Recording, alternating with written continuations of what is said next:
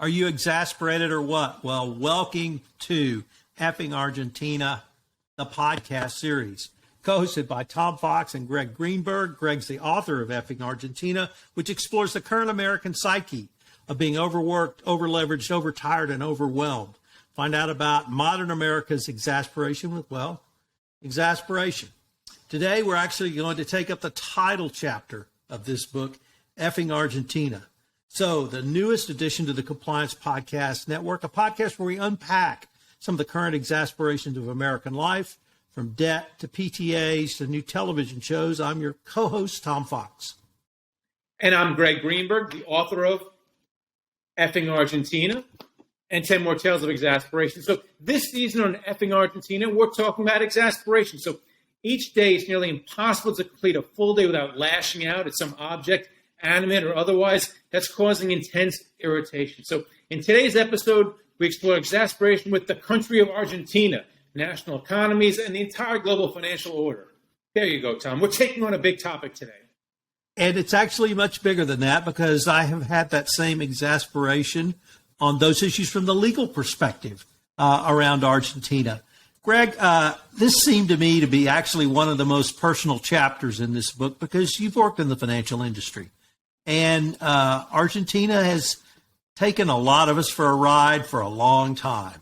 And they've done that from the financial perspective. They've done that from the legal perspective. The British may think they've done that from the soccer or football perspective. So really, what's the genesis of this chapter? And the hand of God appears here in this podcast, ladies and gentlemen. But what is this chapter based on? Is this something in the dark reaches of your history from the financial industry, or is it something else? Well, I read the Wall Street Journal every day, and this was, I think it was last year during the COVID, and there was an article about how BlackRock, which is a major bank, a major financial powerhouse, they were upset because Argentina was not going to pay them back their $500 million that they owed them. And I'm thinking, Argentina has gone bankrupt how many times? I mean, even since I've been alive, maybe 5, 10, who knows how many times Argentina has devalued their currency or gone bankrupt. And I'm thinking, hey, BlackRock, why did you lend them money in the first place? Because they always go bankrupt and don't pay back their debts. And what I did is I figured, you know something, what if Argentina was a person, BlackRock? You're a major financial powerhouse. And what if Argentina was a person? Would you lend them the money? And I anthropomorphized Argentina, and I turned them into a person who went up to someone and said, hey, can I borrow $500 million? And I went about it like that. And it turned out to be like a fun little story. But you brought in some other players, too. You talked about the IMF, the International Monetary Fund. I think you brought in the World Bank. And as my recollection, Argentina has taken them as well. Why bring in these other players? And how did they get snookered as much as BlackRock? You know, I don't really know. It just seems as that every few years, Argentina borrows a lot of money, whether it's be from Wall Street banks who you think will be savvy enough not to lend them anymore, at least lend it to them at exorbitant interest rates so they make sure that Argentina pays without devaluing their currency, or they're going to take money from the World Bank or the IMF. It just seems, though, that if someone knocked on my door, which is what happens in the story, and says, hey, Gregg, can I borrow $500 billion? I would think twice if it was Argentina. So, but as I recall, the character in the book, whether that was Gregg Greenberg, BlackRock, or other, was actually going to get their checkbook and was going to give them a personal check. So, but they're stopped by our ever-present wives, who are most usually the voices of reason, rationality, and sanity, certainly when it comes to my wife. But who's the wife at the end who stops all this nonsense? I think you hit the nail right on the head, that the wife, or it could be a best friend, or it could be someone, because me, when I'm running to get the checkbook and give the money to Argentina in this particular story, you really want to help people out when they're down on their luck. And Argentina, he's rationalizing it. They have a proud history. They win in soccer. They make great steaks, that come from the Pampas. And he really wants to help this Argentina out. But he goes to get the checkbook, and there's his wife which is the voice of sanity, as you put it, and said, "What are you doing? Why are you doing this?" And that kind of sums up the story. But I think it works on a number of different levels. Is that when you have these major financial juggernauts like BlackRock or Goldman Sachs, people forget that they think of them these transactions as being too hard to understand. But when you reduce them to something very simple, like someone knocks on your door and asks for a loan, if they're a bad credit, don't lend them the money. So I think in the financial world, that's called risk management. I may be wrong. That may be a hyper-technical term. But is that something you actually had to deal with either in your financial analyst role or when you moved over to looking at commentary? Well, as you said, I have a background. I used to work on Lehman Brothers, may it rest in peace, and I worked as a commentator and a host on TheStreet.com with Jim Cramer. But I think in everyone's life, they've come into a experience where someone comes to borrow money from them or borrow an item from them, and they have to figure out whether or not they're going to lend it to them. And you have to say, well, I don't know if I want to lend my lawnmower to this particular neighbor because I might not ever get it back, or I might get it back damaged. So I think it's pretty widespread, and it's applicable to a lot of different things.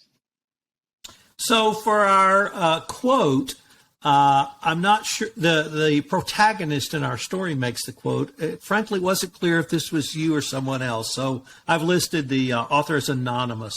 But let me read the quote because I want to explore this. It was really an interesting section, I thought, of the story. Quote, "For a brief moment, I felt really good about myself. This is not about Argentina, I thought. This was about me being the bigger man." And I would add some pretty big self-righteousness, too. So what was that all about, and how did that fit into the story?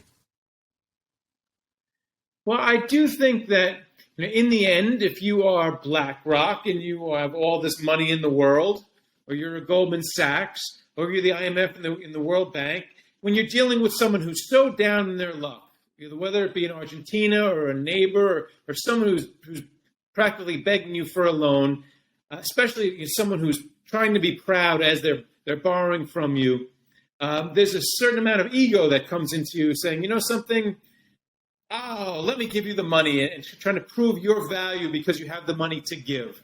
And it seems as though that's the way in the story that the lead character is trying to rationalize it. You know something, it's about me being a bigger person saying, I don't care about your credit. I think this time you're going to pay me back. I have faith in you. And a lot of times that's you just deluding yourself, or BlackRock deluding themselves. So if I could maybe contrast this with a prior episode we looked at, which was your friend Weinberger, which was a type of exasperation we've all experienced, I think, at least anyone with parents, probably anyone who's been in a meeting with someone with a cell phone, and the modern male dating dance that some of us have gone through over the years. Nevertheless, that was a very personal story, and you could tell that there were real people involved and real emotions and real actions. Here we step back to perhaps a little bit bigger players that you have brought down to the level of someone coming to the front door and asking for $500 billion. Is this a story? Is there exasperation in the corporate world that lends itself to effing Argentina, or is something else going on? Well, I think in each of the 11 stories that we're going to discuss, at some point, a character is going to be, or say something to the effect of, effing Argentina, back for another loan. So there's exasperation about someone who's always asking for money. So it always comes back with the same thing. So the exasperation is, effing Argentina, what do you want now? There's the exasperation there. And you see that in each one of the stories there. At some point, it could be effing me questions. There's another person who's asking a self-serving question at the PTA meeting. So, and I got to wait, and I really want to go home. Effing me questions. So through the entire book, that phrase of exasperation is central. And and it ended up being the title of the book. So it really did pay off right there. Greg, I think that's a great way for us to end this episode. I am Tom Fox. I hope you will join us again for another episode from the book, Effing Argentina. Thanks, everybody.